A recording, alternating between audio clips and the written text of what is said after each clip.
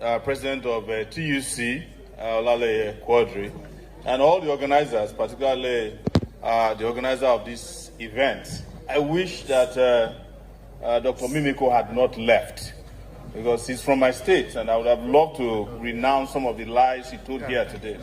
You saw that, wait, please. You noted that when he was saying that he belongs to a political party, he couldn't mention the party, because he has gone around all the parties. But the discussion about him is for another day. The other thing I wanted to talk to him about, and the labor movement, this is very important. The labor movement had become the orphanage of politicians who have lost out of their regular places and spaces. And that is the biggest problem of the labor movement, that you accept all kinds of characters when they lose out where they naturally belong. And that is why you are probably here today. On my own level, something happened on my way here today, and it underscores where we are in Nigeria. I read in the newspaper that some kidnappers kidnapped somebody. They got 12 million as ransom from the victim. But when they were sharing the money, the leader of the kidnap group cheated the others. He gave the guys who went for the most amount of risk 200,000 naira.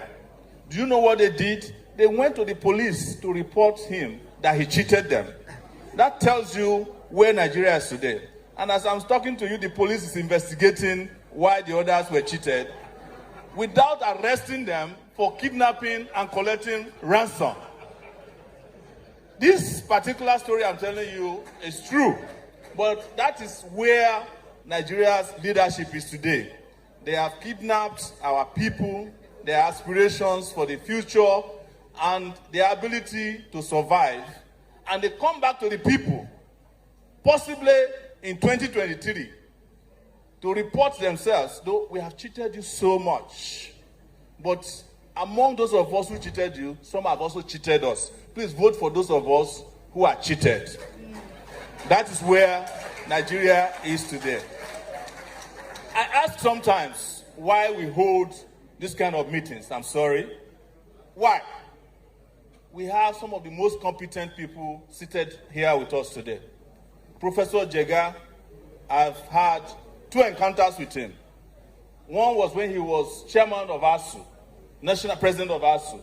They came to the University of Lagos. I was president of University of Lagos Student Union.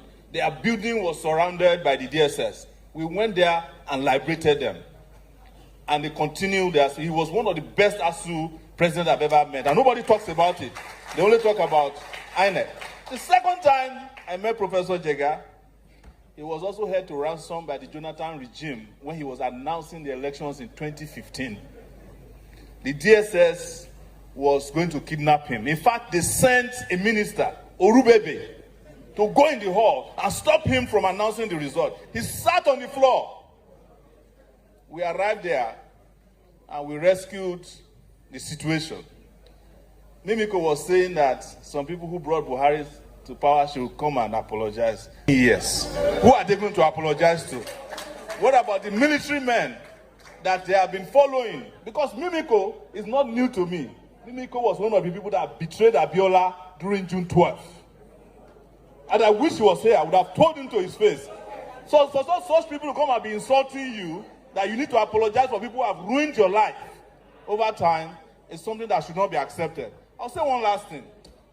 Let's stop fooling ourselves. You have competent people to run this country. 2 weeks ago, I declared as president of the Federal Republic, as a candidate for the president of the Federal Republic of Nigeria, because I can do the job better than all these jokers who are running around.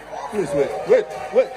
And there is no need to go out of this hall to be looking for people who are urinating on themselves.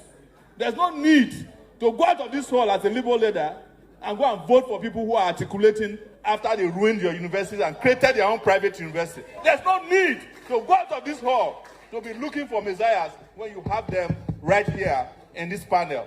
That is where I want to stop. And I want to thank members of the road unions who are here. I knew you would go there. Yes, please.